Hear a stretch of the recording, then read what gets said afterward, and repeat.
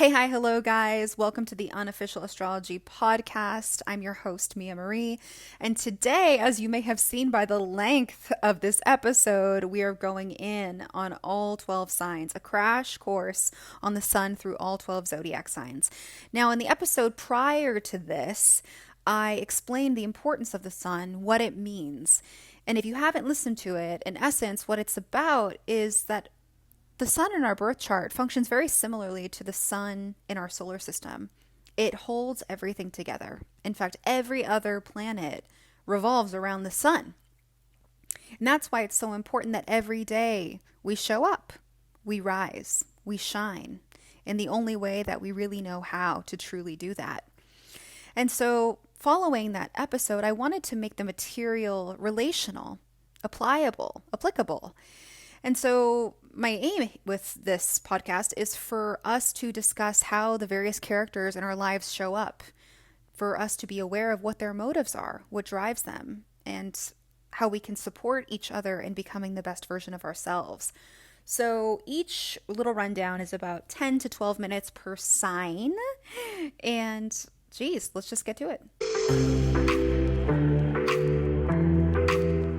Sun in Aries. Someone who is born with their sun sign in Aries is here to establish a sense of self.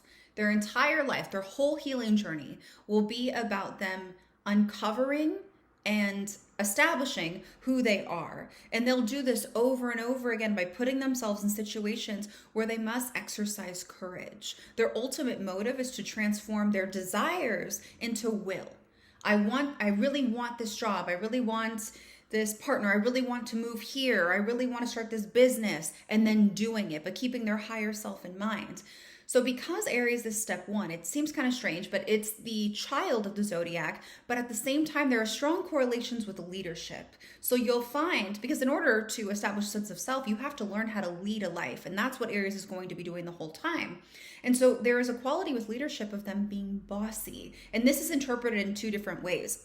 If you're someone who's being bossed around, you're like, dude, let me make my own choices. You're being a little too domineering. You're not listening to my ideas. I feel like I'm just a pawn on your chessboard. But when an Aries is bossing you around, it's because they either care about you, they care about what you're doing and what the outcome is, or they care about both. And what you have to understand is that the way that they are talking to you is the way that they're talking to themselves. And so for them to give you directives, or even to talk to you like, no, this is what it is. That's their way of loving, is by leading. And it's hard for them to differentiate.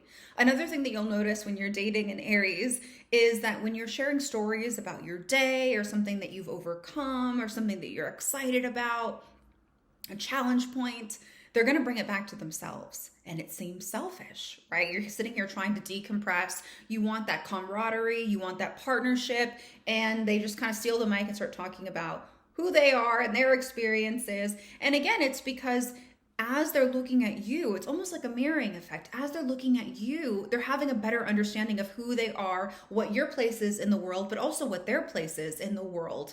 And so, and the same thing is if you continue to talk about yourself for extended periods of time, they have the greatest tolerance for it because they do the same thing. So it's not so much that they don't care about you. The motive is what drives people, and it's the sun sign. So what's driving this person constantly is to figure out who they are in multiple different situations. Being a fire sign means that they like being activated and energized and inspirational and motivating. And with the fire being expressed through Aries, all of that energy goes towards the self. It does. It goes towards the self. And so if you are dating an Aries and they are not motivating you, they're not pushing you to accomplish your goals, they're not trying to take leadership in your relationship, then something is off. If they're wanting to stay on the couch all day, if they're not exercising, if they are feeling low, fatigued, then something is happening in their emotional body that's preventing them from keeping their pilot light lit. A lot of the times, these are people who, Aries are extreme, so the pilot light is just out. Another thing is they don't like a plan. I'm speaking specifically just about Aries sun. If they have different placements, like a moon in Capricorn or a Venus in Capricorn, they're going to love a plan. But if we're just talking specifically about what this person's ego needs as it's developing, in lockstep with the soul. This is somebody who needs to not plan. Why? Because they're trying to build courage. They have to put themselves in new situations where they don't have any tools. They just have themselves, their mind, and their gut. And it's by consciously meeting each one of these challenges and overcoming them and maybe getting knocked down and getting back up, they're learning that they can trust in themselves, that they're capable, that they can function independently. And they learn who they are through those trials and tribulations, which is why they don't need a plan. Oh, and another thing is they feel very comfortable if you are completely yourself. They don't want you to be polite. They don't want you to be proper. I mean, again, if you have like those Capricorn placements or something that's a little bit more earthy, then they will prioritize those things, but solely the sun, they feel comfortable when you're cursing or when you're loud or when you're showing them expressions, because it gives them permission to be themselves totally. They can relax. And not only that, they can accept you as you are, and you can accept them as they are. Aries is ruled by Mars, and so it's competitive.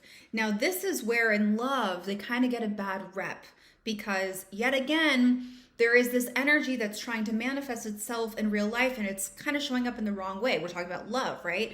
Aries is ruled by Mars, and so it's competitive by nature. Its way of flirting, its way of playing, its way of connecting with you truly is wanting to play sports, wanting to beat you at those sports. Kind of like anything you can do, I can do better type attitude. That's how they show love. And the best way that I can use an example is like soldiers at war. They sit and they taunt and make fun of each other relentlessly. They throw out the jokes, but they will, out in the world, die for you. They will show up for you in every which way that they can.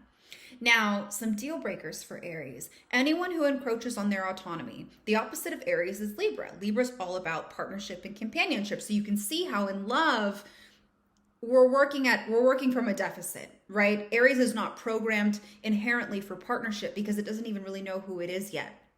But anyone who's like, oh, we like this, Aries will be very quick to tell you, like, that's a you thing. This is you. This is me. And it's not because they don't like you and they want to separate from you. It's because they don't want to become one. They want to understand the difference. That's what their whole life goal is about, is understanding the difference between them and reality. And so if you are wanting to be their companion, or if you want to constantly run errands with them or do things with them, it's going to repulse them. They don't need a sidekick. They mob alone. Another deal breaker for Aries is not prioritizing them. Now that sounds kind of strange given everything that I just said, but an Aries can tell when you're not number one, when they're not number one, right? It's that competitive nature. If they feel like you are prioritizing someone else, they're pretty accepting of like work and outside accomplishments, but if you're prioritizing someone over them, done. And they're also a little flickery with their flame. So sometimes the relationship is really hot and heavy, and it's important that they keep that fire lit, but you can find an inconsistency in their energy depending on how they're feeling internally and what you're giving them. If you are not making them feel as if they are important, that flame can come off real quick. Sun in Aries is also unapologetically itself unless it's being shamed over and over again for the way that they're trying to get their motives met or their needs met. And the best example that I'll use is like a toddler in a grocery store. Toddlers don't want to be at a grocery store. They don't see the need for it, right? We see the need, but they don't see the need. And so what do? They throw a tantrum. They don't care who sees. They don't care what people think about them. All they can think is, I don't like this. I would rather be somewhere else. And I'm going to make it very clear to the person who I'm involved with. And so you will find yourself managing tantrums with Aries from time to time. Sun in Aries is bold, courageous, independent, vivacious, feisty. They have the zest for life that is unquenchable unless something is seriously wrong. And they're also a spiritual warrior of types. And so you can expect that if you have an Aries on your team, that they are going to protect you, that they're going to make sure that you're leading a life that you're proud of, that they're proud of. They have your back to the fullest extent. Taurus is the second sign of the zodiac, and behind all of its behaviors, decisions, thoughts, projects, failures is one motive. And that motive is to use the available resources to be a steward of the world, of life. to their life. They want to be sustainers in whatever they're doing. They want to be masters of their craft in chase of spiritual enlightenment. Taurus is ruled by Venus, and Venus is the sign of beauty and sensuality and comfy. It's the yum yum factor. And so Taurians will use their five senses. They'll rely on their five senses to figure out the world and what they can and can't do. There are psychological correlations between a Taurus character and a toddler, a 2-year-old. And one of the things that you notice about 2-year-olds is they call it the terrible twos. This is when everything is mine and the answer is no. But behind that is the toddler is trying to establish what belongs to them, what is their responsibility, what they can do, and what is not. And so that is reflected in Taurus's personality. Taurians are known to be control freaks, anal retentive, withholding. If they're in a new environment, they're going to create this wall that protects them from you because they're trying to collect as much information. Again, the learning thing, paying attention to everything. They're trying to collect as much information so they know what to do, and they're trying to predict what's going to happen so they can be prepared and meet you appropriately. It is ruled by Venus. So even though they're more natural in their beauty, these are not the people who are typically super glam or focused on name brands. They're focused on quality. So they will definitely pay attention to quality clothes, quality food, but they're not a name brand whore. They do care about how they are being received, and they do not like looking unpoised. And so until they feel confident, that wall is going to be there. Another thing to understand is that someone with a sun in Taurus came into this world doubting themselves. Now, they can just think that they have a harsh inner critic, but what's actually happening is that their soul is learning how to function without mom. They're stepping away from Aries, right? Aries is step 1, Taurus is step 2. They're learning how to function alone. And in order to function alone, you learn very quickly. You have to walk. You have to learn how to walk. You have to learn your environment. You have to utilize the environment. You have to take care of yourself. And so Taurus inherently recognizes all the ways in which it's unskilled. And it will be presented time and time again because they are developing, God given that you're growing and you're learning the lessons as you go. Every time you start something new, there is that initial immediate recognition of, oh, I'm here and I should be here. And Taurus learns that it is someone of value by meeting failure with a positive attitude, by trusting in its gut instincts, by following and developing its interests and skills. It wants to be someone who they can rely on. And the way that it shows up is that they are someone that you can rely on. When I think of Taurus, I think of that line, I ain't a killer, but don't push me. They don't like being rushed. They don't like being told what to do because they're trying to figure things out for themselves. And it's important that you let them move at their own pace. The only thing is that they tend to get stuck. So if you see someone ruminating over the same thing or recreating these same patterns or same relationships over and over again, it would be helpful to point it out like, hey, don't you think that this is kind of strange that you're having the same experience over and over again? But it is a deal breaker that if you are not patient with their process, and if you disrupt their peace too much, if you poke them too much, they're going to shut down. Another thing they don't like is if you stand in the way of them developing. If they're trying to figure something out and you're like, oh, let me help you or let me do this. No. Why would you do that? Can't you see I'm struggling here? Can't you see I'm trying to figure myself out? That's really what it is. That's why they're so frustrated. It's not so much the thing. They're frustrated that they don't have the skill to accomplish this more quickly and more efficiently. And so if you are a helper, it's going to annoy them. Do not take the work away from Taurus. They like the gratification at the end. They feel better about themselves once they figured it out. As long as the task is proportionate to what where they're at in life. You don't want to set a bar so high. Like if you're thinking about a child, you don't want to set the bar so high that they're going to fail.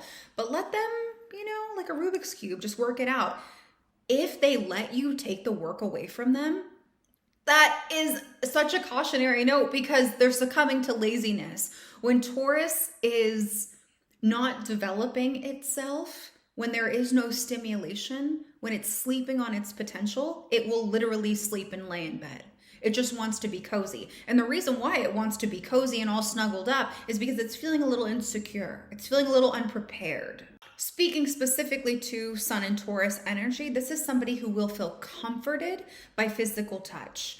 They like cuddling, or if you're at a party, if you just like rub them on the shoulder as you walk by, they'll feel acknowledged and they'll feel supported. If you're arguing with a Taurus, it's going to feel like you're arguing at a brick wall. And if you're kind of hitting that dead end over and over again, if they will let you, just say, can we just pause? Can I just give you a hug for a second? Like we're moving too far away from peace.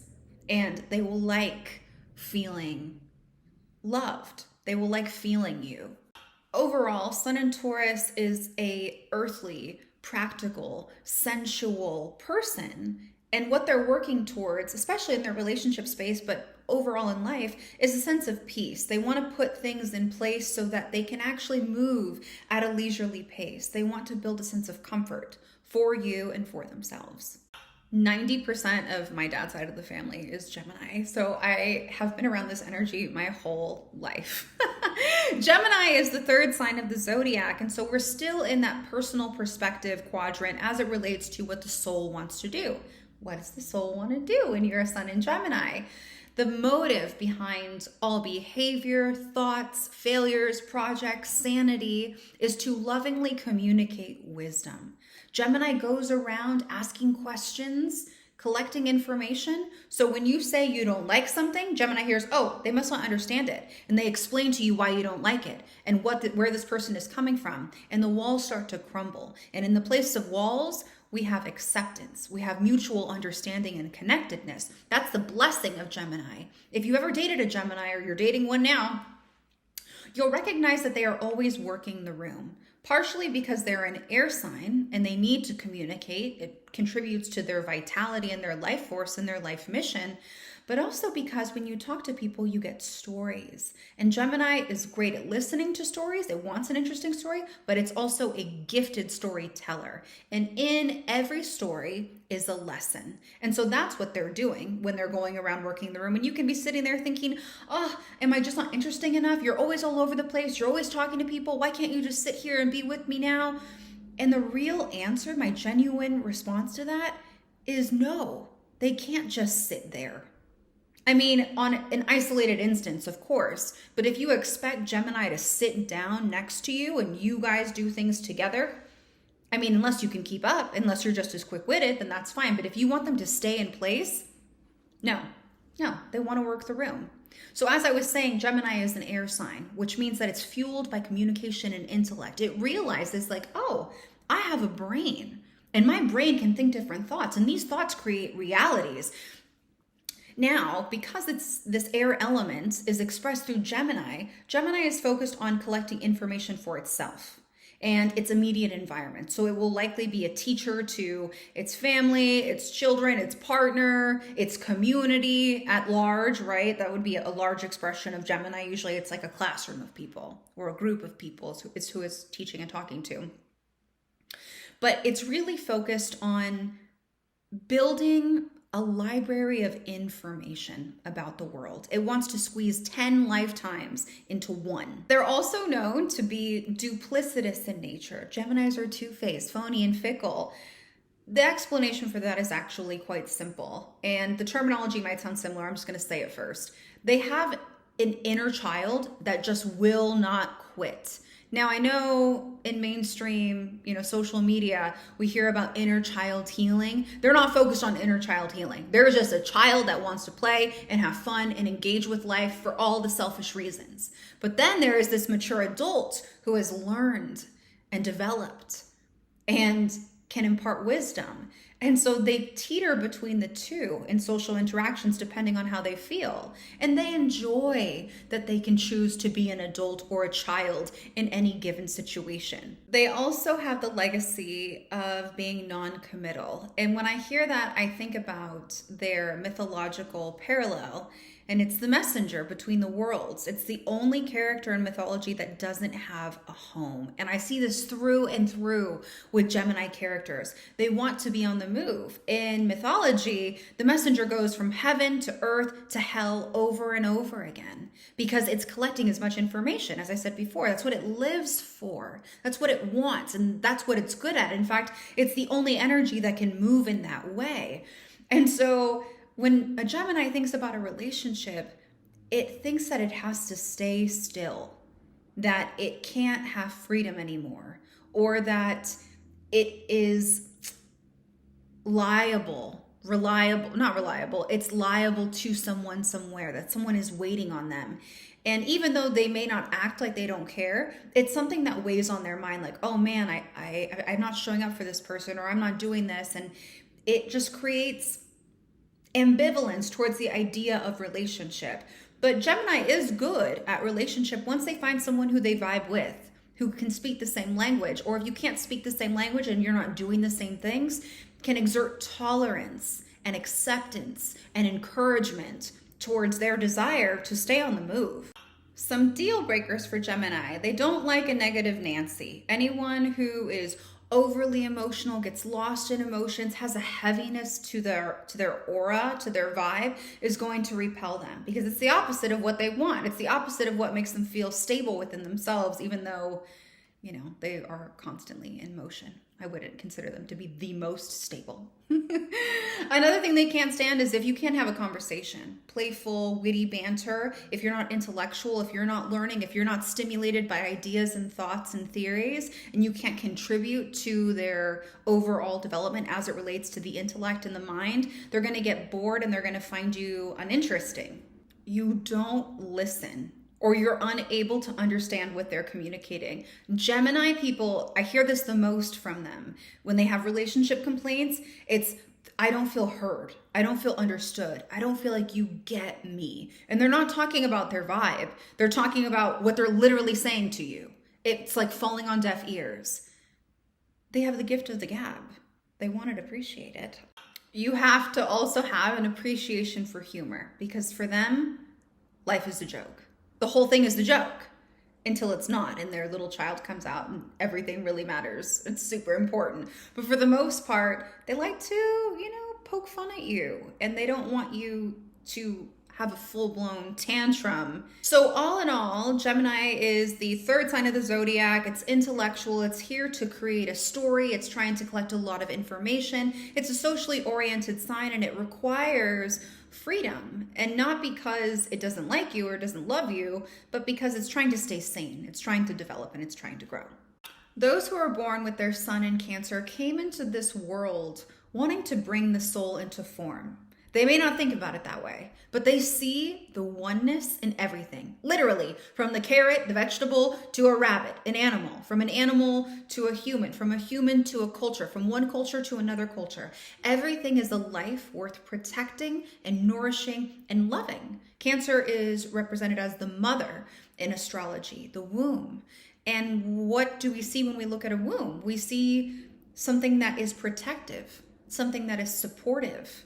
And so you have that quality with Cancer where they want to create a sense of security in the external world. They're represented by the crab, that tough shell that protects that tender meat inside. That's exactly what a Cancer is like. And if you've ever heard a Cancer, then you know what that shield feels like, because they will go inside of themselves. They will shut you off. You cannot penetrate that shell without truly breaking them, but it's nearly impossible. Another thing about the shell is that it's their home. They carry their home on their back, and it's hard for them to put things down. We're thinking about those little crabby hands. Whether it's things, they can't let go of things. They can't let go of old lovers. They want to collect everything because they've chosen that thing for a specific reason. And another quality to Taurus, to Cancer, is that they want to experience what love looks like long term, with a partner, with a family member, with a pet. They're willing to see it through. They're emotionally equipped and programmed for the trials and tribulations that come with sticking with someone for the long haul, the long run. I mean, as we all know, our family members are sometimes the people that make us want to pull our hair out. Now, I'm not talking about toxic relationships where you should distance yourself from family. I'm just talking about the normal family trials and tribulations. My mom is irritating me. My dad is a handful. My siblings are this and that. Cancer is the person that says, you know what, but we're blood and I love you. And it's still safe, right? It's safe to love you, but we have to change things. Let's work on this. That's what Cancer is focused on. It's also ruled by the moon. And just like in real life, the moon affects the ocean directly. And so Cancerians have that quality to when they're feeling a specific way, they are not trying to emotionally manipulate you, though they're not above that, but they're not trying to make you feel a certain way. It's just when they are glowing like that, they are going to pull you into their emotions because that is the exchange of energy that you guys are partaking in. Pure, undisturbed Cancer energy is sensitive and introverted. And how this manifests is if you're at a party or if you're at their house, probably. If you're at their house and they're hosting, they, without you knowing, are taking intel on everything about you. Your vibe, your tone, your posture, what you're wearing. They want to know where you are emotionally and they won't say anything to you. They're just like, okay, noted. Oh, I noticed that. Oh, that's interesting. And they'll let you repeat the pattern. And after it happens a couple of times, they might come over and give you a hug, but they're not going to confront you. They're not confrontational. They would much rather things come out in a soft way, naturally, when you're ready. If they're concerned about you, then they will, make you dinner or they'll take you out somewhere and then they'll talk about it. But it won't be like, whoa, they're not all up in your face like that. They want you to feel completely yourself. And something I've noticed about Sun in Cancer is that they have strong career aspirations. They perform well at work. And it's not because they love their job, though oftentimes they do. It's because what their job does for their family or their sense of security or their quality of life. They want to be providers. They want to be the person that anyone in their family or their life can go to when they need any type of support, emotional, financial. They are the mother. Now let's talk about some deal breakers. Cancer will not like if you disapprove of or discourage them spending time with their family or chosen few.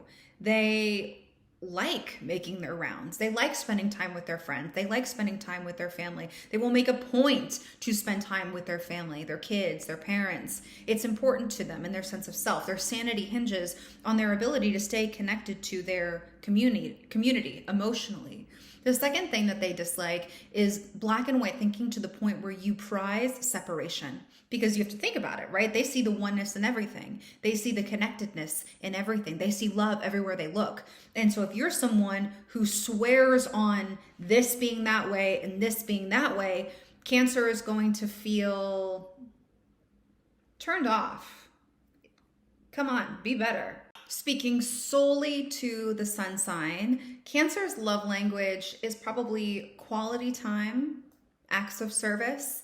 They like when they're with you for you to be present with them. You're not on your phone, you're not distracted with something else. They like the exchange of bonding and sharing an experience together. And the way that they love you is they do things for you. They do your laundry, they make you food, they pack your lunch, they clean the house, they tidy things up. That's their way of saying, like, I'm paying attention to what you need, and because all these things are handled, life is easier for us all. You're in hot water and deep water with Cancer when they shut off. When all you see is the shell. They don't give two fucks how you're doing, how you're holding yourself, what you're saying, what you're doing, if you're comfortable, if you're fed. Suddenly you've just fallen off their radar and they're moody towards you.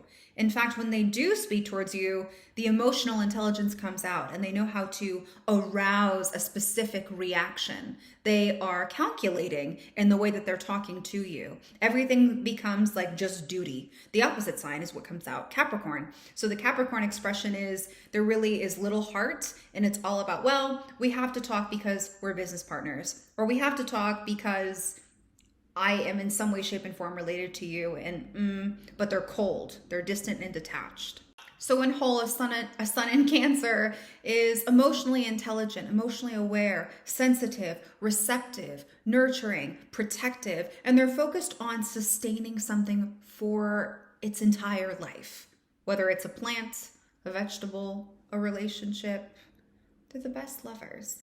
Someone who is born with the sun in Leo has come to Earth to self-actualize and self-realize. All of their behaviors, their thoughts, their failures, their successes, everything is an effort to accomplish that mission. Who am I? What is my real personality? What can I do to get the applause and the attention that I deserve? They take, being the second fire sign, they take the identity that Aries has established, and they create a personality that they market and then they perform it. Now, Leo always runs the risk of adjusting themselves and their tone to get the standing ovation. But what ends up happening is, as they're trying on all these different faces and they're getting approval, they still don't feel like they're being seen and valued and appreciated, and so it can create some dissonance in their younger years. As they get older, they have to practice a different type of strength. Aries is physical strength, Leo is mental strength, committing to staying with oneself, developing one's skills, paying attention to their urge and desire for creativity. It's a very creative sign. It's represented by the sun, and the sun is what gives everything on earth life. It is vitality. And so their sanity is closely tied with their ability to create something or perform something or even try to children. Leos are, generally speaking, really good with children because, again, going back to that wound around joy and being appreciated, they know what a child needs innately to thrive. And so they will often be the number one supporter of a child in whatever endeavor that they choose. They show up, with the signs, or they're the coach, or in any way that they can. They make sure that that child feels the same validation that they expect in their own partnerships and in life. And in fact, it's really good for the spirit, especially if a Leo is kind of feeling down and out, for them to be around kids, because it allows their inner child to come out and play. It immediately reconnects them with joy. Children remind them about the lighter side, about the importance of creativity and the importance of engaging, say like with a team. Now with fire signs, again, we're continuing the theme of leadership. So Leos often find themselves in positions of authority and power, and they tend to do pretty well because they carry this nobility, this responsibility to please the crowd, to do what's best for everybody. But Leo is different than, say, Aries, because it's a fixed sign, which means that it can be quite stubborn. Once it's made up its mind, once it's committed to something, it can be kind of hard, like Taurus, Scorpio, Aquarius. It can be hard for them to switch directions. They don't like unexpected information. They don't like the plans changing, especially if they're not the ones who initiated it. And they can also be fiercely loyal and protective over the people that they love, kind of like the lion being the king of the jungle. They use their energy and their vitality, of course, to have fun and throw parties and celebrate life, but they will also protect life. They're very scary. They have a hot temper once pushed. But that fixed quality can often lead Leo, I've seen, it can lead them to stay in places longer than they need to. Like, so long as they're getting some kind of recognition or approval, if they're getting something out of the transaction, then they will stay in the relationship or they'll stay in the job, even though it's not something that they really like or find fulfilling, something that is completely devoid of creativity, for example.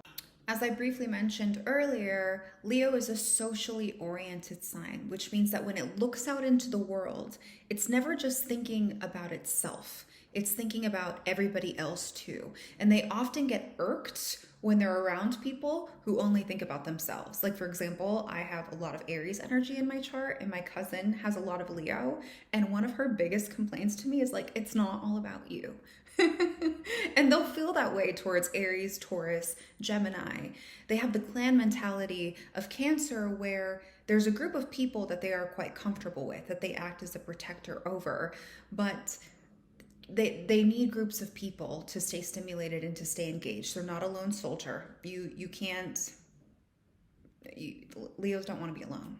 Some deal breakers for Leo. So as I said, they're here to reestablish the relationship with joy, and they're a socially oriented sign. So they judge themselves by how people receive them and how they sparkle in the eyes of others. So if they've worked, say, for example, really hard on a creative project and they present it to you and you dismiss them over and over again, if you're someone who's tapped out, if you're someone who is not ever giving, if you're not a cheerleader for them, then eventually they're going to get tired of being let down, because what happens is it stimulates that wound from childhood that they're not doing enough, that they are not worthy enough. Now, they're not going to think about it that way. All they're going to know is that it hurts and it doesn't feel good, and they're going to start going to somebody else for attention, because it's not just like, oh my God, you need attention. It's like, no, that attention means something, and it means something about me to me. and it validates who I am and my personality. So it's not a surface level thing for a Leo. Being acknowledged, being celebrated by someone that they value helps them heal that wound around creativity, and it allows them to show up authentically in life. Not that they should always rely on that, but they shouldn't have a partner who doesn't appreciate their creative efforts. Another thing they don't appreciate is if you're a Debbie Downer, if you're overly emotional, if you are bringing down the vibe. You know, like the sun every morning, they like to rise, they like to grow, and they like to see that their energy is bringing life and inspiration and motivation and activation to the people around them. So if you're unmotivated and if you are just sitting here swirling in your head about all of these different things and you're never in the present moment, they're not going to like that either. Leos tend to do a lot and they do it big. They think that life is one giant act, one giant performance. We're thinking like Jennifer Lopez vibes. And so having a partner who is intimidated or turned off by that type of lifestyle and tells them to play smaller or speak a little lower or to just calm down is not the right person. It's going to kill their pilot light. It's going to depress their energy, their vitality in the long run. Leos are also very prideful. They take pride in what they do, they take pride in who they are, and they take pride in their relationship. So if you're someone who goes out into the world and makes a fool of yourself, if you are a public nuisance, if you embarrass them in any way, they're going to want to create distance from you, and they may even leave the relationship because you are an extension of them in your eyes, and they expect that you will live up to their expectations. And they will also make sure that when they show up to your events, that they are a reflection of you and they bring their best selves to the table. Someone who is born with the sun in Virgo is here to purify. Now, it doesn't always come off that way, and if you don't have a trained eye or ear, you can feel judged and criticized when a Virgo is around. Because what they do, it's like their love language. They listen to you, they watch what you're doing, and they point out what's not working, what you're doing wrong, and what you can do better. And the reason why they want to do this in every area of their life, not only towards their partner, is because when you fix all of the things that are wrong, then you are often left purified, clean, clear. You're able to think clearly. You're able to connect with soul. There's often a spiritual component to a Virgo. They're the opposite of Pisces, and they are big on acts of service. That's often their love language. They have a huge focus on health, routines, systems. They are quick thinkers. It can be really hard to calm their body down at the end of the night. That's how it manifests. It's ruled by Mercury. And so they have an amazing capacity to analyze information and to synthesize information, but it can sometimes manifest in the nervous system as being like jittery or on edge. They can kind of sleep with one eye open. Virgo is the second earth sign, and so it takes Taurus's competence, skill set, and confidence, self-confidence, and it goes, okay, how can we apply this to serve more people? How can we market this? How can we sell this? What systems do we need to have in place? What processes does this require? They like to cut labor in half, but they're also very laborious at the same time. They enjoy working and they like being of service, but they just want to cut the steps in half. They like hacking things, taking shortcuts. They will study information. As I said, they're ruled by Mercury, and so they'll study patterns until they have them mastered and figured out, and then they'll find a way to advance the system. Pure, undisturbed Virgo is so neat and tidy. Now, I know very many Virgos who are a complete, it's chaos. In their mind, it's chaos, but it's because of the other placements. Pure Virgo will color coordinate things. Everything will have a label. Everything has a place. Everything has a home, because that way things run efficiently. If there's stuff on the floor, they can't move as quickly as they want. Now, another side to Virgo is when they're overstimulated, what they will do is they'll turn to Pisces qualities. They will turn to escapist tendencies, and this can manifest in multiple different ways. The most obvious one that I've seen is Virgos can often drink quite heavily when they are overwhelmed. So if you see a Virgo really throwing them back, it's because They are taking on so much, they're doing so much, and they're probably not giving themselves the pat on the back that they deserve. In fact, that is the one thing that they do not do is they accomplish things, and as soon as it's accomplished, they're like, yeah, I was supposed to do that. It wasn't that big of a deal. And so there is never that moment of wow, like they don't have a sense of accomplishment after they do something. They feel like they just have to keep going, and they have a to-do list, and they keep adding to it, and they just keep going nonstop. And so it's really helpful for them, and I'll go into this when I talk about specific signs. It's really helpful for them to have a partner who makes them pause and appreciate themselves. The risk that Virgo runs, where they can kind of get confused, is that they want to be of service, but they oftentimes put themselves in the position of being a servant to a job, to a partner. And it takes multiple experiences of them just running on E before they recognize that there is a way to be available to people and to be helpful and to make an impact, but not at the expense of their mental health and their physical well-being. They will do anything for the person that they love. But should they? Like that's the balance. Should they? When I think of Virgo, I think of that movie Holes, and that character who's like, I can fix that. They always show up, I can fix that. I can do that. Oh, gorgeous. So let's talk about some deal breakers as it relates to a Virgo. Virgo is an earth sign. Though it is changeable, mutable, flexible, understanding, empathetic, tolerant, it will not tolerate someone who is duplicitous and untrustworthy. They don't like someone who is unreliable. They won't tolerate, say, someone who has someone who is like a bee, going from flower to flower. They want commitment. They want loyalty. They want someone who is in it for the long haul. Because they are so dedicated and so loyal, they don't like mind games, and they do not tolerate emotional manipulation. If you're going to be playing those games, they're going to be very quickly disinterested, and they will tell you. They'll be like, you know what? No, you're immature and you have tons of work to do, and they'll list all of the reasons why they can't be with you, and then they'll just walk away. This is not an absolute truism for every Virgo in the world, but from my personal experience, I find that Virgos are always in a job that requires serving the community. And this can manifest as something as simple as like working as a mailman, or being a nurse, or being an esthetician. Like there's some skill that they develop that allows them to be of service to the community. But largely they're in healthcare, or they have a strong interest in health. Like how good is the quality of food that you're eating? How balanced is your diet? They're all over vitality, health. It goes back to like that, they're represented by the Virgin, like Mother Teresa, someone who shows up for others, who has like a heart that never gets tired. So I would be curious to see, if your Virgo is in that type of work. Someone who is born with their sun in Libra is here to establish wholeness through cooperation in effort to reach spiritual enlightenment or a higher state of consciousness. So they take Gemini's curiosity, information, and perspective and go, okay, cool. I have like enough information to work with, but what do you think? I would like to hear who you are and what you're doing and why you're doing it. They're very focused on the other.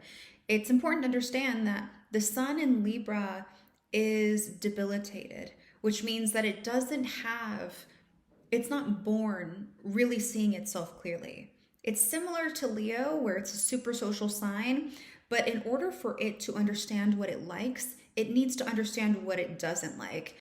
And it does that through engaging with you, through taking on your personality, through engaging in conversation with you. They discover who they are by communicating with other people. Communication is very important to Libra. They can even be over communicators in many situations in multiple people's eyes. And one of the biggest misconceptions with Libras is that they are balanced. That's what they're here to learn. And so oftentimes Libra's lives are very chaotic. It's almost like they were born with a scale that was broken, and they spend their entire life collecting tools to fix this inner scale. And so what Libra will do in their younger years, or if they are still in the process of developing, is they will fabricate peace. They will find a way to fabricate peace externally because their external reality is a reflection of how they feel inside. So there is no barrier there. So if people are fighting inside, they're uneasy. If the environment is ugly and the colors don't coordinate and things don't look good, they don't feel good. They feel dirty.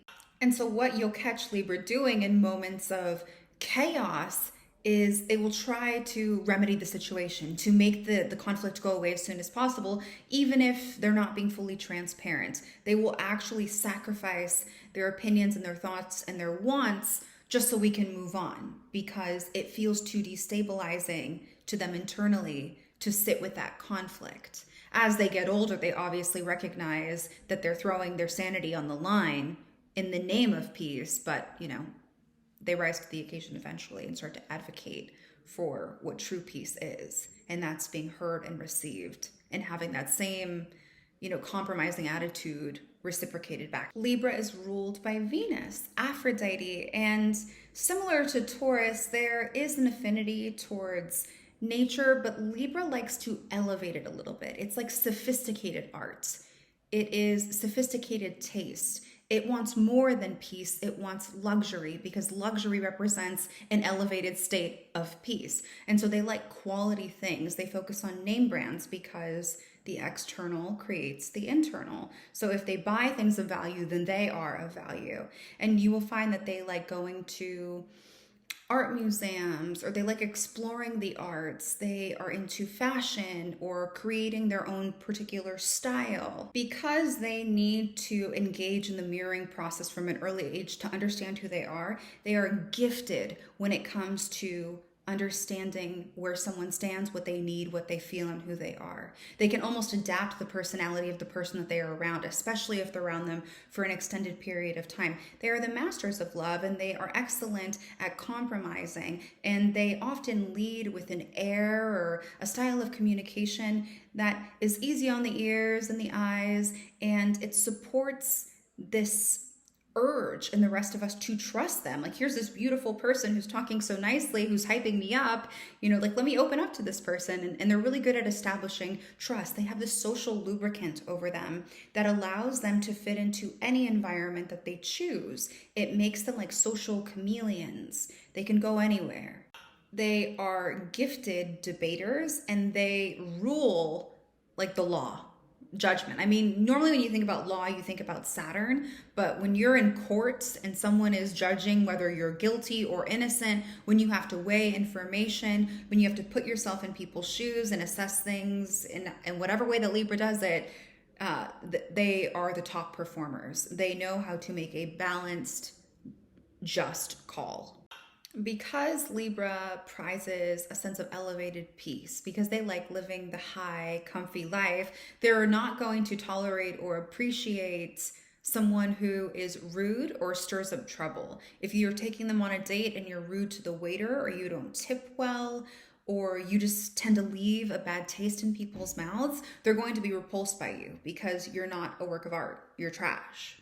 Libra is also punctual. It likes being on time. Again, this is pure, undisturbed Libra energy. If you have other things in your chart, if they have other things in their chart, you might see them run late. But just the sun in Libra doesn't appreciate people who waste time because they are a cardinal sign. This is someone who likes to accomplish things, who likes to stay on schedule. This is a leader. And so if you're not managing your time well, how well are you managing your life? And they don't like people who don't take accountability for themselves because they are often the ones who pick up the slack. They are hard workers, they're reliable, like I said, they're leaders, and they like to show off the lifestyle that they have earned. So if you are someone that they can't show off, if you're someone who doesn't take pride over yourself, if you don't dress well, if you don't take care of yourself, if you don't groom yourself, if you have not graduated from a university, if you're not on their same level, they get very picky like that. It's like, no, you can't sit with us. Like, you can take your dropout ass over there. I'm being a little too mouthy for this, but They consider themselves to be socially elite, and they are. And they like to run with other successful people because it builds, to their vibe, to their look, to their lifestyle. Libras have been known to move slowly to the altar, and it's because they really appreciate their options. They're indecisive. That's something that I haven't mentioned, because they understand that when they choose one thing, that they're letting go of all of the other options. And so they want to make sure that whatever they commit to, whatever they choose, is the best option. And the sooner that they recognize that no decision is a decision and that they're squandering their time and they're slowing down their own plans for the future, then the sooner they will make a decision. A hack to get a Libra to make a decision more quickly is to make a decision. And what I mean by that is, say, for example, you're dating a Libra and you're torn between Mexican and Italian for your dinner date. And you ask them, what do you want? They'll be like, I don't know. What do you want? Decide. Say something. Because right away, they're going to know whether or not they like what you chose. And then they will say, actually, no, Mexican sounds gross. Like, I had that yesterday. Like, let's have Italian. So yes, don't play that back and forth game, because like I said earlier, they need to, or they will need to hear your feedback to understand where they stand in a particular moment.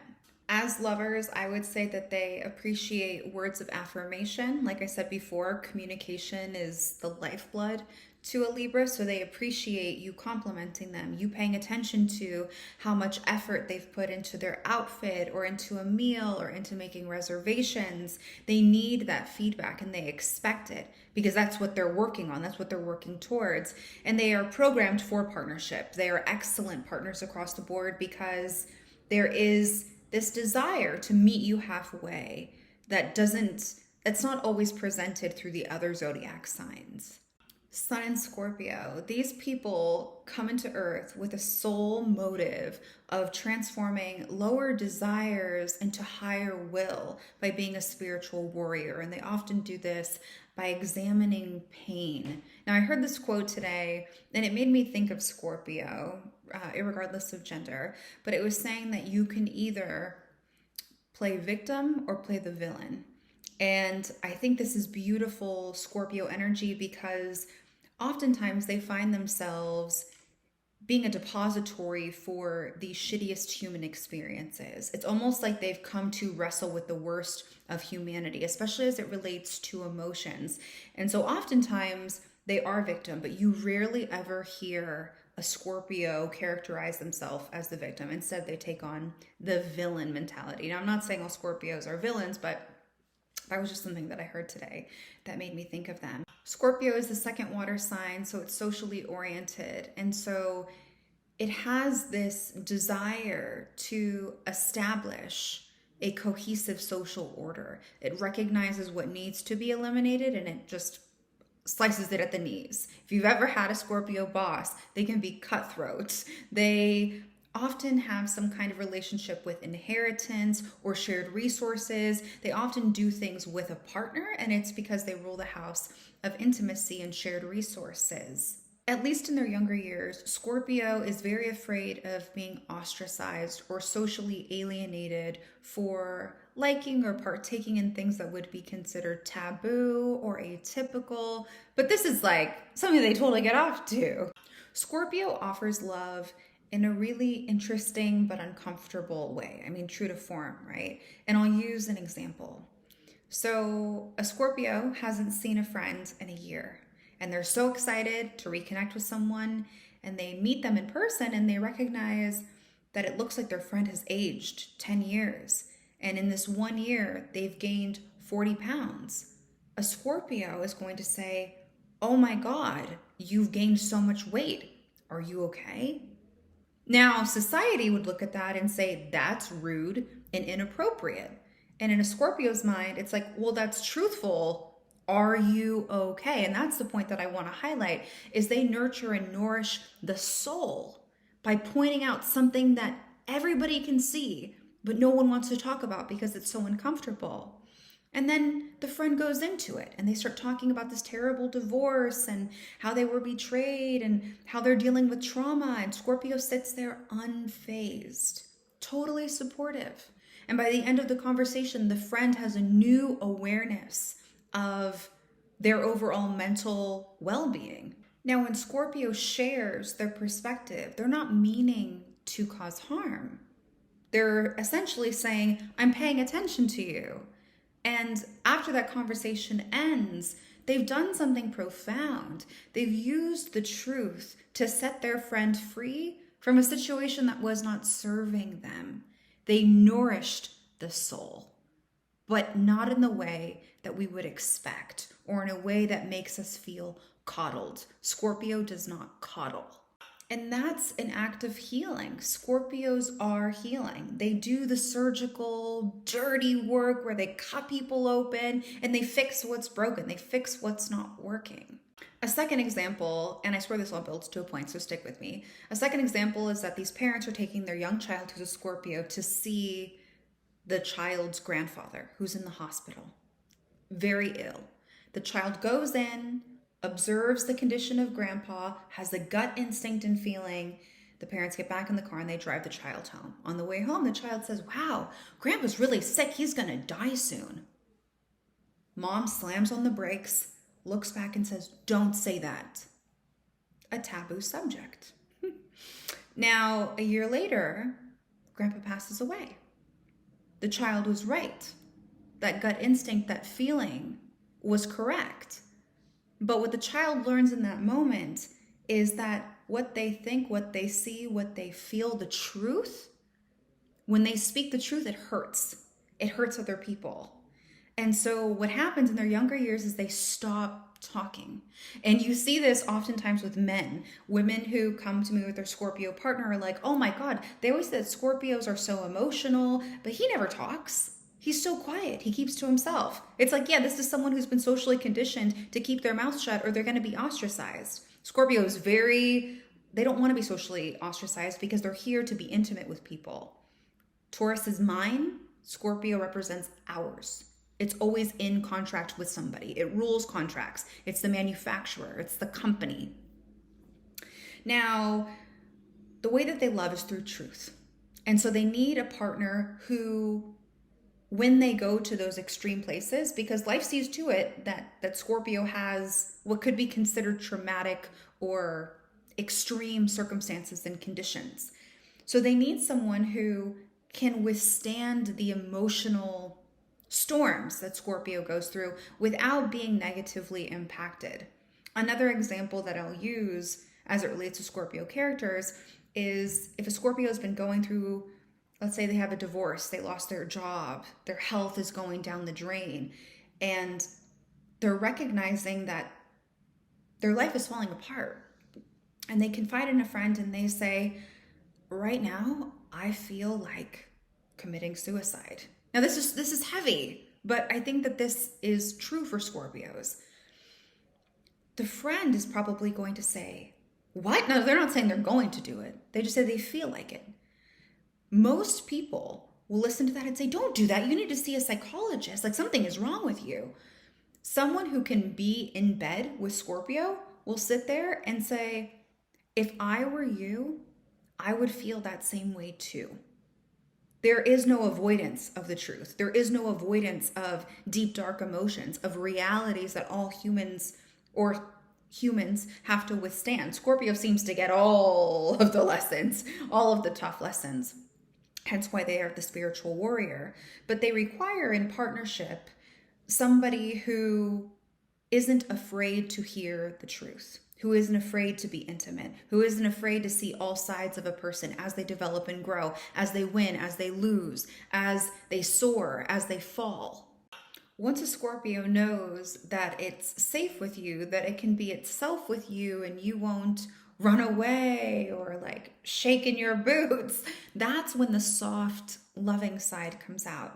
They are extreme cuddlers. They love cuddling, they love hugging, they love being intimate, they like spending quality time together. They are also incredibly ambitious and usually extremely successful because they have like an iron fist and a velvet glove. They know how to get shit done, and they know how to place people in the right roles. They are like the master when it comes to organizing a company and making sure that things go as planned. They're on top of their shit, and they make sure that you are also living up to your potential. Because oftentimes, if they're in business with you, if they're hiring you, you are a reflection of them and their product or their service. And so they hold you to your highest potential as well. They are also soulful lovers. Like, I think they believe in soulmates. I think that they want that type of deep, unbreakable bond. They would die for you. And more than that, they would live for you. Now, let's talk about some deal breakers. As I said, they are here to examine pain and to embrace truth. So if you are someone who will fabricate peace just to feel comfortable, you're not going to get along with a Scorpio. If you are trying to be polite and you sacrifice honesty in your intimate relationship, then they will also not trust you. If you are always polished and clean and poised, then they will be a little weary of you because what aren't you showing them? And also, if you agree all of the time with whatever they're doing or whatever they're saying, they're going to be suspicious because they understand how human psychology works. If two people are getting along perfectly all the time, then someone's not being honest. Someone's not showing up. Someone's not participating in the relationship. They want to wrestle with you sometimes. I'm not saying that these people love a fight, but they understand what it takes to be in an intimate, committed relationship with somebody. And full transparency, Scorpio, the 8th house, is the pinnacle of the arc of intimacy in astrology. And so it is programmed for partnership, and it does want connectivity, but it's like a cactus. You know, there's water inside, there's emotion inside, but you got to get through the pricks to get there. When someone has their sun in Sagittarius, we see a soul that comes to earth in effort to understand, accept, and love the other, whatever that means to them. And their job is to turn around and teach the rest of us how to understand, accept, and love the other. They want the world to feel bigger. That is a quality of Sagittarian love or Sagittarian energy, is if it's good, make it bigger. It's ruled by Jupiter, and Jupiter is the planet that is the same size as all the other planets combined, but it's filled with nothing but hot air. And so Sagittarius has this tendency from time to time to overpromise and underdeliver. And it's not because you just fall low on their list of priorities that they don't show up. It's that they want to say yes to everything. If they could, they would be everywhere at once, because they're stimulated that way. In order to understand other people, you have to subject yourself to multiple different situations. And this is why they also enjoy traveling, because there is this inner knowing or recognition of perspectives and how limited they can be. And so when they're traveling or they need to get away for a little bit, it's not just them needing a vacation and they're just running around, running away from responsibilities. They are actually doing soul work when they're out there. They're having conversations. They're learning about how other people operate in the world and what they believe and why they believe that. And so freedom is really important to a Sagittarius because it feeds their soul. It contributes to their motive to learn, accept, and love. Now, Sagittarius is a fire sign, and it is Jupiter. So this is someone who feels really positive. They're optimistic, they're expansive, they're typically learned, they have a talent or skill, or there's just something that they know really well, and they seem to have, it's like they're born with this wise old man inside of them. They have wisdom to share with other people, and they often position themselves, low functioning, is like they're preaching at you, but they're a professor of sorts to the rest of us. Now, being the 3rd fire sign, Sagittarius takes the ego that Aries has established, the personality that Leo has created and celebrated, and then goes, okay, I'm kind of done with the social thing. I'm ready for something bigger. What is the meaning of life? Why am I here? And so oftentimes they will subscribe to a specific belief system, a philosophy that they've learned, or they have some kind of religious background or religious association. And what you will see more often than not is that they grew up in an environment where certain beliefs were instilled in them, And there happens to be like an aha moment where they recognize either, yes, this is for me and I'm going to build on it, or, oh, I actually think that life works differently. Let me go and figure it out.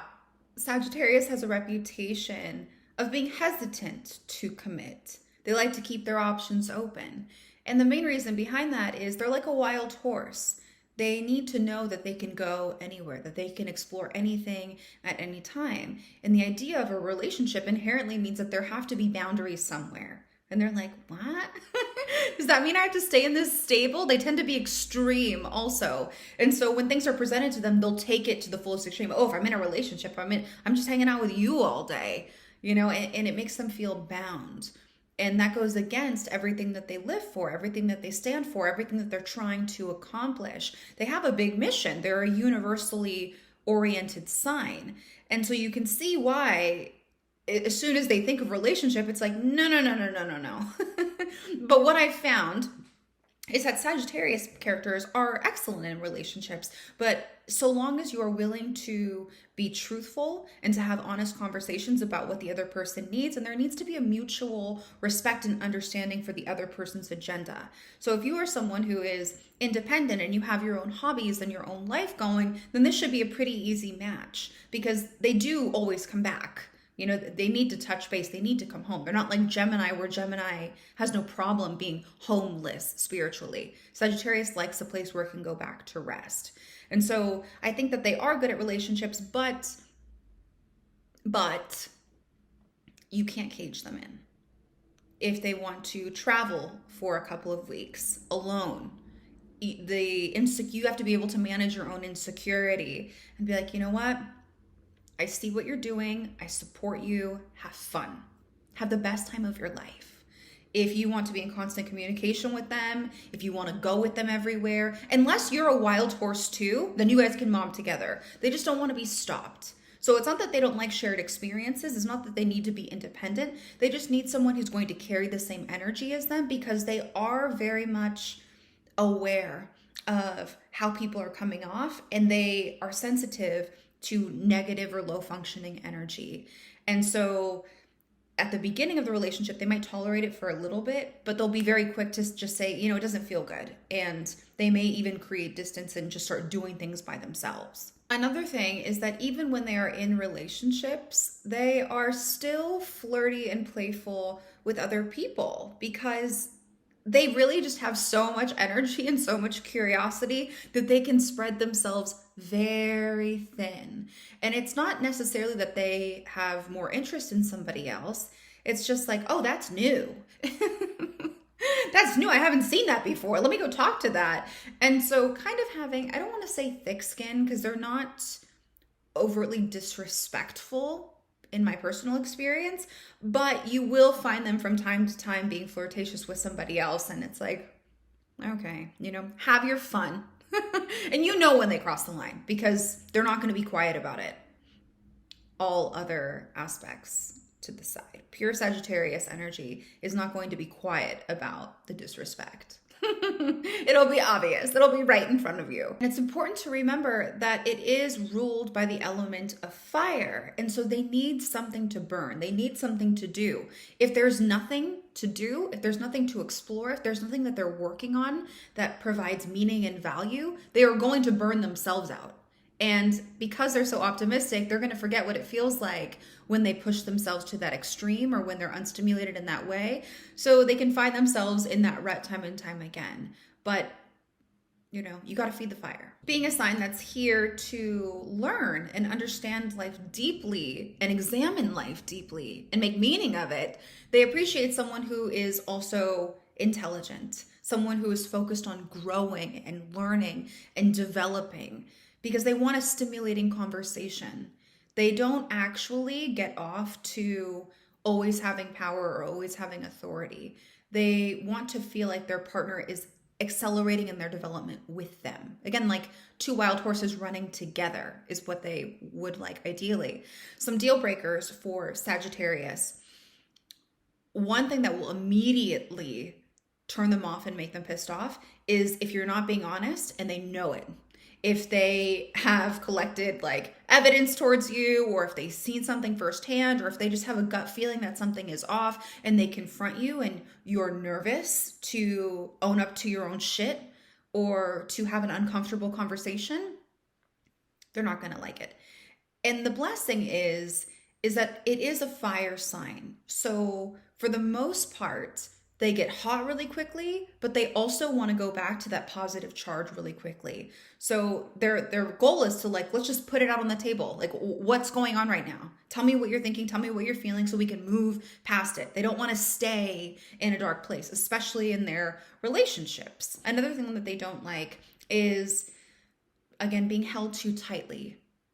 It's like Sagittarius, even though, it's not a water sign, it's like trying to hold water in your hands. The tighter that you grasp it, it's just going to spill.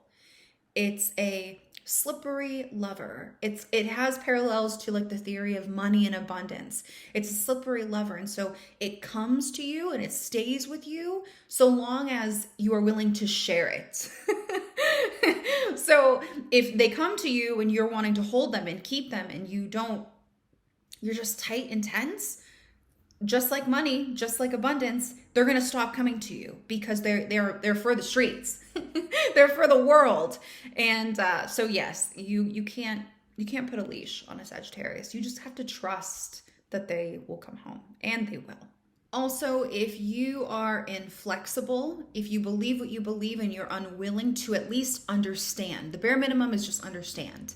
If you are unable to show that you can comprehend what they've learned and what they're integrating, then they're going to find you boring, stale, and unattractive. Another important quality is that they are spontaneous. Sometimes the fire is just lit at any hour of the day, and so they appreciate someone who is adventurous. For example, if you are laying in bed, it's like 3 a.m, and Sagittarius wakes up and goes, "Hey, do you want to go to Japan tomorrow?" The ideal partner is going to say, "Why don't we get up, make some coffee or make some tea, and let's talk about it." Now, someone who's not going to be a good match for Sagittarius is someone who dismisses the impetus to explore, who looks at them and says, "It's 3 a.m. We have responsibilities. What are you doing?" Contractual. It's someone who's tight, right? No. Entertain the inspiration. Let them see it through. Someone with their sun in Capricorn has a soul that came to Earth to learn that when you work productively, you learn patience, persistence, and perseverance. Now, something that not a lot of astrologers talk about, which I find completely baffling, is that Neptune was in Capricorn from 1984 until 1998. And this is a huge influence because yes, Capricorns are hard workers and they typically, stereotypically, archetypally know who they are and what they want to do. With Neptune here, you can actually get a character that has no idea who they are. It's almost as if they are Piscean, Capricornian characters. You're dealing with a Capricorn who was born in that time. You might notice that they have a hard time establishing an ego or seeing themselves clearly. There is this, it's almost as if when you take a shower and the mirror is fogged and you try to look at yourself, you can't see yourself. That is a Capricorn with Neptune on the sun. So back to Capricorn energy. Capricorn is the third earth sign. It is the most mature. It takes the security and the competence from Taurus. It takes the systems that Virgo has created and it goes, okay, how do we turn this into a company? How do we sell this? How do we market this? How do we create revenue? How do we provide for the masses? It's a universally oriented sign.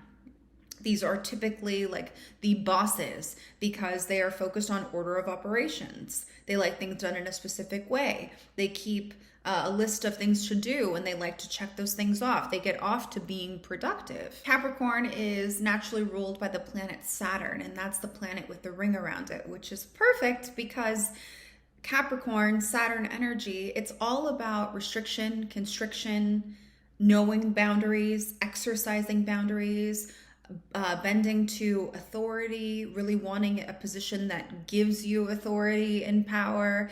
And so oftentimes what you'll find with these people is it's hard for them to play and have fun, to experience joy, because if you're playing around all day, you're not going to be as productive, right? It goes against their motive to be persistent and patient and to persevere against all odds. It's thinking the long haul. What are the decisions that I can make every single day that will turn my life into a legacy? What is my great work? And that is something that will stick with Capricorn their whole lives. Now, something they may not realize is that some of their greatest work is going to be internal. It's going to be something that nobody else sees. They are in so many ways proving themselves to themselves, similar to Taurus, but on a greater scale. The stakes are so much higher. They're in the public eye. And along with that, they care a lot about how other people view them. They want to come off as professional and polished. They like their clothes like ironed. They like neutrals, or they just like to give the look like they are all about their business. And if they don't, you can tell depression has many correlations with Saturn energy or Capricorn energy. And so that's their default. And when they're depressed, it's their body trying to scream at them like, this isn't working. This ego that you are working to accomplish. And as a preface, or for clarification, I don't demonize the ego. I think that everyone has one and it must serve a purpose, and the ego is trainable. That's the beauty. You can always train your ego to be in service to your soul. So I'm not slamming egos. Depression is always a call from the soul, and it's saying, I don't want to be this character anymore. I don't want to live this life anymore. I'm tapping out. And when you have that perspective, when you have that awareness, then you're able to adjust your schedule. And it will be something that you have to manage on the outside. And then as you do it, as you start moving your body through the adjustment in your schedule, you'll start to reconnect with yourself, or Capricorn will start to reconnect with themselves. It will also manifest by their habits and their behaviors. When they're not working, they'll work until they're exhausted, and then they'll come home and they'll want to drink or they'll want to smoke. They just want out. Okay, so Capricorns in relationships specifically, it is a duty. It is something that is similar to a job. They want to show up, and they want to show up every day, and they expect that you're going to show up every day. And more than that, they will exercise their own restrictions and expectations onto you. They want you to get on board with their schedule. They are a leadership sign. They're a cardinal sign. And so you will find that they really take you under their wing, and they want you guys to excel together. In my personal experience, I found that Capricorn does appreciate partnership, but it doesn't do the flings. It wants marriage. It wants kids. It wants the earthly representations of accomplishment. They are reliable. They are consistent. They are on top of it. They're on top of what you're doing, what you're not doing, what you should be doing. And they have an eye for things that are flawed, and they'll point it out to you. They can kind of have a more serious or stoic attitude towards life, and it is very matter of fact when you're with them. They have this dry quality to their personality that people can find endearing. Now, some deal breakers with Capricorn. If you are not thinking long term, if you don't want a serious relationship, if you don't want to be married or have children or buy a house or grow old together, that is a Capricorn thing, then they will dismiss you quite quickly. They don't want to entertain games, and they don't appreciate when you try and toy with them because they will show up for you. They take life seriously, and they take themselves seriously, which means they also take you seriously, and they expect you to act as a mature, grown, and responsible adult at all times. Now, if you're someone who's a little bit more spontaneous, like for example, in my personal experience with Capricorn, I like to do things on a whim. I can't stand a plan. I like just putting myself out there and having a fun time, watching where life takes me. If you have that type of an attitude, they are going to contract. They may get on board depending on their other placements, but there's something inside of them that gets nervous, and they kind of like do this, you know, they don't like it, and they might judge you, and they may call you impulsive. They don't appreciate impulsivity. They don't appreciate things that are done on a whim because it's not well thought out. You're not thinking of the consequences of your actions. What if you get lost? What if you run out of money? What if blah, blah, blah, blah, blah, blah. They're going to name all the cautionary things that you didn't think about as you're trying to bungee jump off of a cliff. Piggybacking on that, they are risk averse. They don't like putting themselves in situations where they may fail, because what does that show about them? What does that prove about them? That means that they aren't this authoritarian character or authoritative character, depending on whichever one they subscribe to, high functioning, low functioning. They don't like to look stupid. They like to come off as someone who can manage the masses. And so they will avoid situations where there is a greater probability that they will fall on their face, or they have a hard time surrendering to the unknown. And they will criticize you for putting yourself in that situation until they see that you have been successful. So if you're someone who enjoys challenge, risk, and thrills, expect to have like a sit-down conversation where it's like, they're the principal and you're the student, and they're like, listen to me. This is the rules. This is what we do. Another thing they won't appreciate is if you don't take your life seriously. If you are not accomplishing things on a daily basis, or if you have nothing to prove for your day or your energy or your effort, they like to show their person off. They like to feel as if they have also won a prize. They are a prize, and so is their person. They like the power couple idea.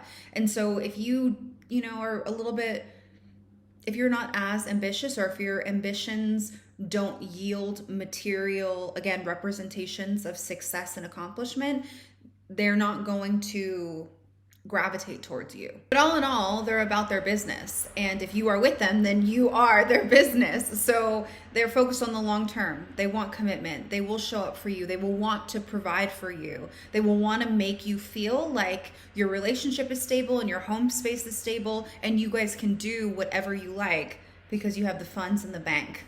Someone who is born with their sun in Aquarius has a soul that came into this world to awaken our consciousness.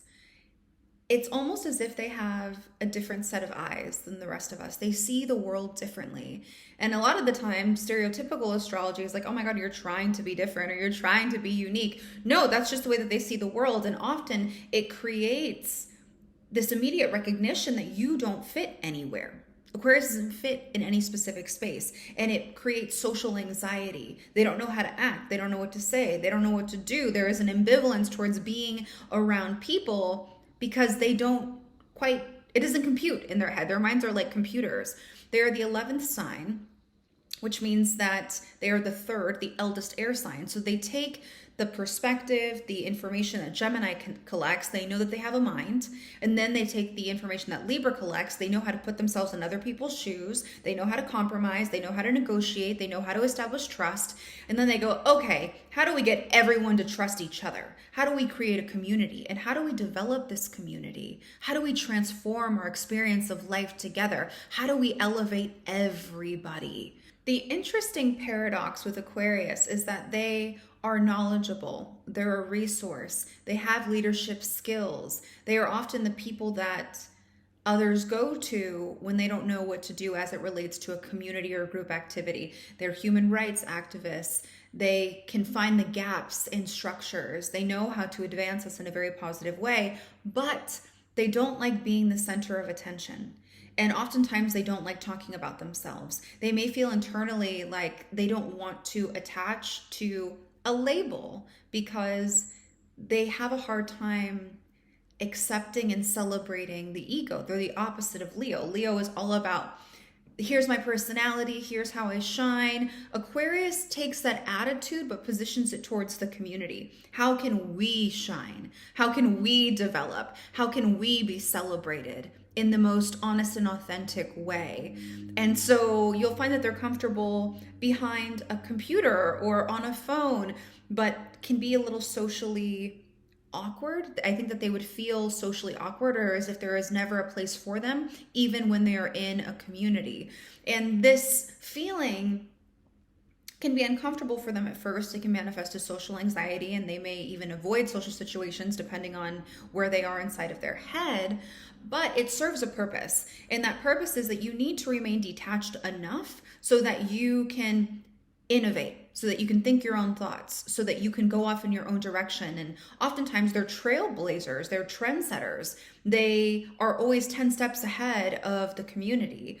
And because they are also a fixed sign, they're stubborn, they are unmovable in that. They have to have a certain level of confidence in their ideas and opinions in order to say, no, I'm not going to conform. You are going to come here. And here's why you're going to come here. And this is how it benefits you. And this is how the human race is developing, whether you like it or not. They have this amazing ability to gaze into space and project a very clear image of a future that is totally within our capability. Like, we can totally arrive to that space with them. I've said this and I will continue to say it, that even though Aquarius is an air sign, it is very sensitive, more sensitive than it realizes. And what happens when they're overstimulated is they become numb and they detach. This is the soul wound of someone who has strong Aquarius in their chart, because things are always changing, and because these changes affect so many people in so many negative ways that they feel equipped or responsible for repairing. They will detach from the part of themselves that cares, just to stay afloat, just to stay with the changes in culture and society. And so there is this robotic tone to them, or there can be just an obvious lack of emotion. You can be struggling with something and you can be crying in front of them and explaining all the which ways that you're heartbroken or let down, and just the opposite. You could be super happy about something and there's this robot before you like, I understand. The way of loving is that they've often researched what you're going through and what's going on in your brain and how humans typically act and how to repair that specific thing. And so they're able to like spit back this report to solve your problem, but it can be hard for them to stay in the emotion or to sympathize with you. And it's not a reflection of how much they do or don't care about you. It's more so a reflection of their internal state of being. It's hard for them to access emotions. Surprisingly enough, however, they make excellent partners because they understand the Libra lesson of trust and compromise. But they also are not looking for something hot and fiery, that flirty fling that Gemini wants. They want a friend. They understand that if they are going to commit to something long term, they have to be with someone that they like. They don't have to have the same interests, but this person has to be stimulating and intelligent and good-hearted and good-spirited. They want to be with their best friend. That is their ideal partner. And so they may hesitate to commit. I haven't heard too many complaints about Aquarius people not getting into relationships, but when they do, it tends to last because they do think long-term. And they often choose someone from I don't want to say non-emotional space, because the spirit, the soul does respond to people, but it's not so much about how you make them feel. It's that you guys are just so compatible with each other that it makes sense for you to be together. And that's why Valentine's Day surprises everybody that it's in an Aquarius season. But traditionally, that's when people were getting married. And statistically, Aquarians have the most success when they get married because, again, they marry for the right reasons. They're using their head and their soul together to make the just call. Aquarius and love, they will want to talk to you. They'll want to know what you're thinking, what you've learned, what is stimulating you. They're going to have those late night conversations. They're going to be very present with you. And again, not super emotional about it, but they are wanting to collect data on you. They're going to master you in one way, shape, and form. That's a kind of hidden quality to them, is that they're constantly collecting data on you. So they can put it into their computer and they know what to expect and they know what you want and they know where you are mentally, emotionally. And they're just so friendly. That's what it is. They're just so nice to be around. I don't have any complaints about an Aquarius. Now, some downsides to dating an Aquarius, or not downsides, but what they don't like is they don't like somebody who is negative, emotional, or moody, because it flies in the face of their energy. And it's not so much that you affect their mood. It's like what you're saying and what you're doing is irritating and inefficient and a waste of time. And those are all things that they prize. They like being efficient. They like using energy positively. And if you're focused on things from the past or things that you can't control, then you're not making good use of this brilliant brain that you have.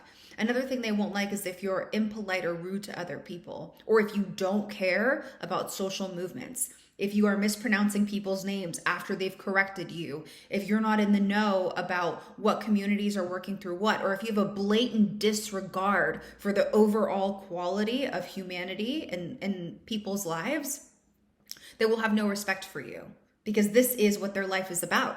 They are in service to people. They are trying to break the minds, the structures that keep us bound and limited and trapped in a pastime. And so you embodying that energy, it's like, oh my God, no, you're the enemy, you're the foe. Aquarius is ruled by Saturn and Uranus. Uranus is the modern ruler, but Saturn is the traditional ruler. And so typically you have two types of Aquarius. And what's interesting is that they embody both of them at different times of their life. So either the Aquarius person comes in very quirky, atypical, doesn't fit in. And then as time goes on, they become more Capricorn-like. They're more serious and they're about the mission and the rules and following protocols. Or you have someone who ages backwards, who is all about the rules and tools and following what authority says and doing what you're supposed to do. And then they get really quirky in their older years. So it just depends. Now, going back to deal breakers, Aquarians are rebellious by their programming. They come into this world needing to stir shit up, needing to awaken our consciousness to pull us along. If it weren't for Aquarians, we wouldn't have women's rights. We wouldn't have gay rights. It's that energy that progresses us as the human race. And so if they are trying to rebel against a specific structure and they're starting to embody that rebellious energy and you shun them and you further ostracize them, if you are not a friend or an ally in their development and experimentation, they're going to want to leave you because they're stubborn. That's what they do. They dig their heels in. They won't be emotional about it. They won't yell at you. They won't raise their voice. They won't criticize you. They'll just sit you down and say, this isn't working out. I don't think we're a good match. And they can do this because their passion is towards people, groups, social reform. And so they don't inherently want or see the need for a partner unless they have a partner who, is truly a partner and shows up for them and supports them. Then they understand the value of that relationship. But until that point, if you're just a nuisance, if you're just another critic, if you're just someone who makes them feel more weird than they already feel, what's the point of having you? See your way to the door. Thank you. Bye. I will say this though. One thing that I've noticed through working with clients with Aquarius placements is that once they are in a committed relationship, and they have in their mind said, I'm going to be with this person for the long run. If they actually have married somebody and it's not working out, it can take them a long time to actually leave. And it's because they're committed. They're stubborn. They're a fixed sign. They often do what they believe in. And I think that's kind of the lesson that you learn when you're with these types of partners is Aquarians awaken to their own unconscious motives through these dysfunctional relationships. They self-actualize through these relationships that don't work, but that fixed quality allows them to stay in relationships that they would otherwise recognize as unhealthy. But all in all, Aquarius is a great partner in, I would say passion, I would say play, but it's neither of those. They're just a great partner to have in life because they will commit to you, they won't play games, and they are focused on something bigger than themselves at all times. They want to make an impact. They want to help us all grow and develop. Someone who is born with their sun in Pisces has a soul that came to this earth to break down all barriers that stand in the way of oneness. Now, Pisces has a reputation of not having boundaries or lacking boundaries or having porous boundaries.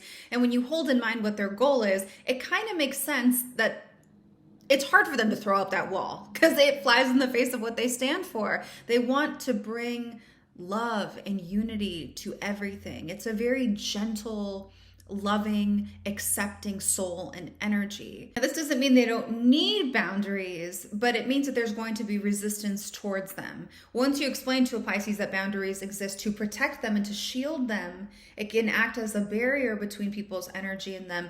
Then they'll be a little bit more on board with the program. Pisces is ruled by two planets, traditionally Jupiter, and modern day says Neptune. So you will find two different types of Pisces characters. A Jupiterian Pisces, it has a similar energy to Sagittarius, where they're expansive and big and larger than life, but it's via their emotions. And they are a little bit more positive than what you would expect. They want to play, they want to have fun.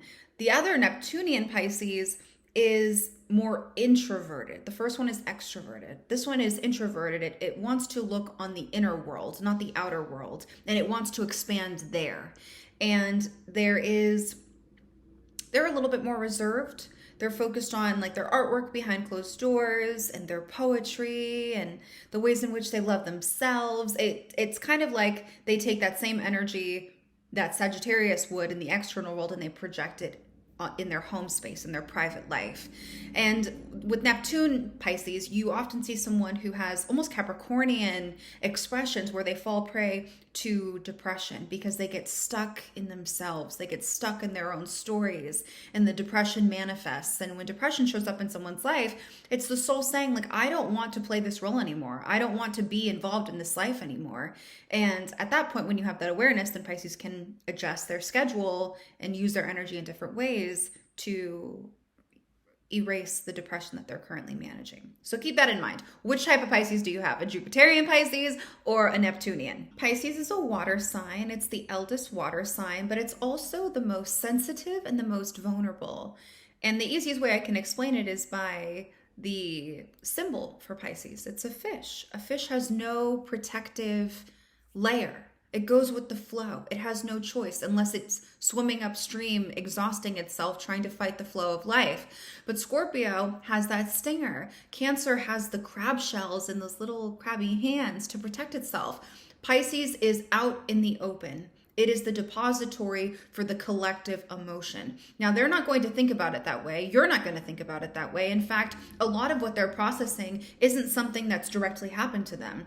Oftentimes, you'll find that when a Pisces is weighed down or they're feeling a strange mood for a reason that they can't explain, it's because of something that's happening out in the world.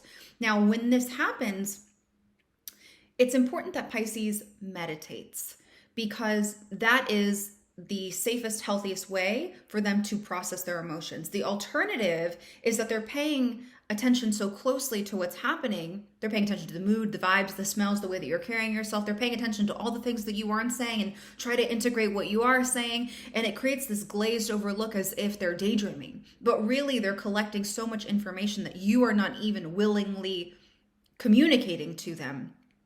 Now, when this happens, it can create a feeling of overwhelm and they need to leave the room. They are an introverted sign. Specifically, just Sun in Pisces is an introverted sign. And so what it will do in those instances is it will literally escape the room. But then once it's in its own room, it will either meditate and process the emotion or it will escape through some kind of substance. So smoking, drinking, being on the computer for hours on end, watching TV mindlessly to the point where they're getting lost though.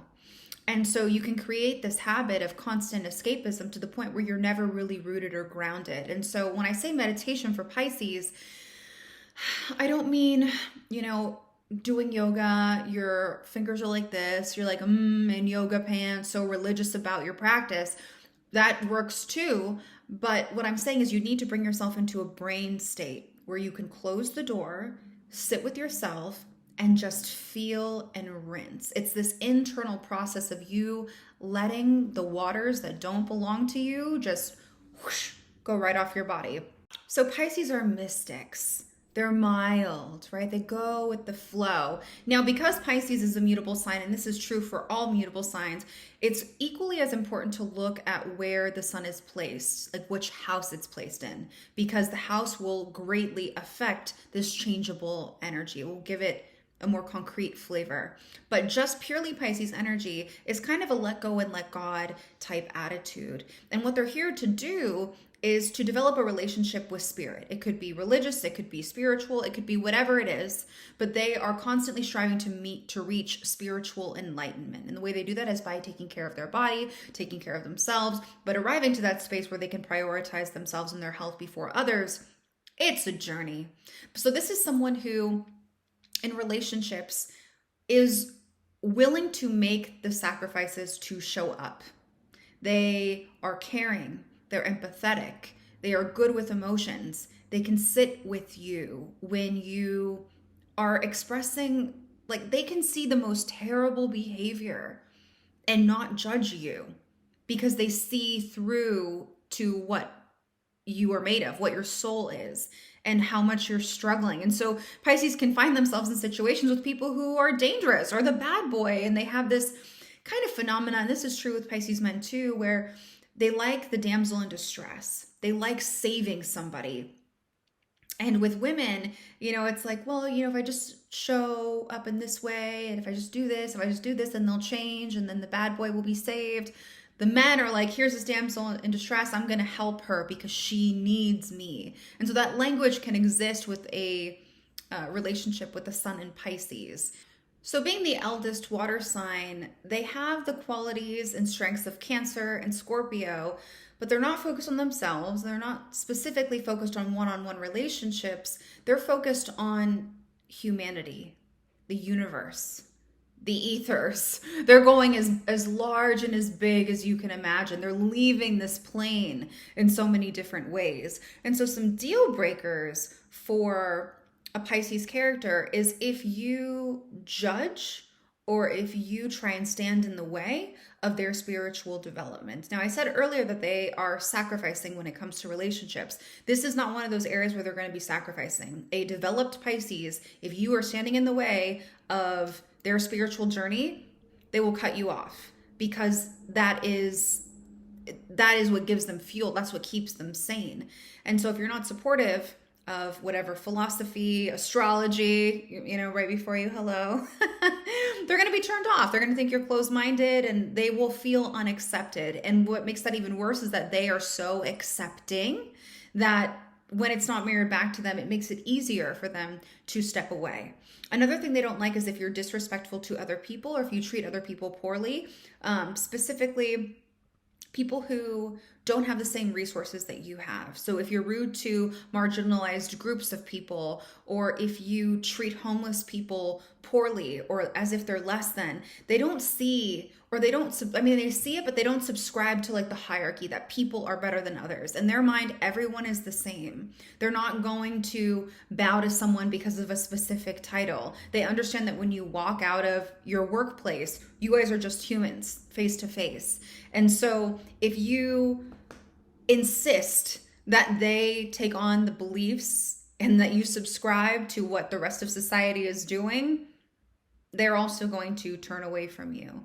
And similar to that, if you are someone who lives and dies by your schedule, if you just do to do, if you want your day booked from the moment you wake up until the moment you go to sleep, Pisces is going to be repulsed by you in some way, shape, and form because you're not taking care of yourself. There is no spiritual life there. You're just functioning to function and you're forgetting to live and to exist. And Pisces needs the flexibility in a schedule in their day to go with the flow because their feelings change. Sometimes inspiration hits them at the most spontaneous time.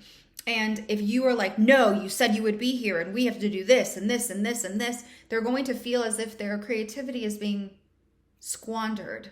Like you're taking away something quite precious, and it is precious for them. It's kind of hard to tell when you have reached a deal breaker with Pisces because they're not so confrontational, specifically just Sun in Pisces, all other aspects ignored.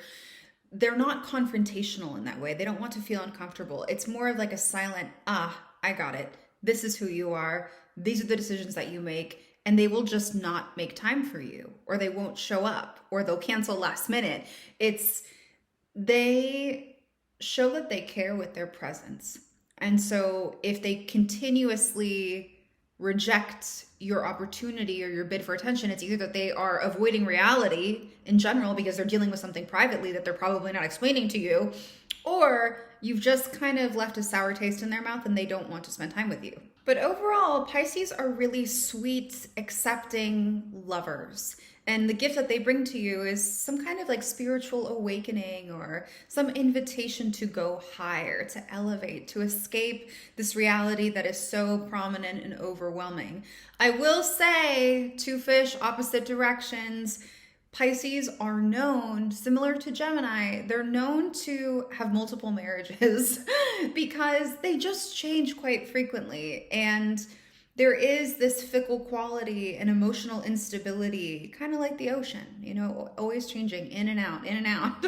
There is this quality to them. But that aside, it's not a reflection of you. That aside, when they are there and when they are with you, they want to gift you with whatever they have. That's just the way they are. Oh, if you've made it this far, I give you a standing ovation, a total round of applause. That was an insane amount of information for one sitting. Hopefully you didn't do it in one sitting, but I hope you found it helpful and useful and applicable, you know? So if you would like to work one-on-one with me, you can find me at wellandrising.com. And of course, all of this information is in my book, Chaos and Cosmos, a handbook for the practicing astrologist, available on Amazon now. Until next time, toodles.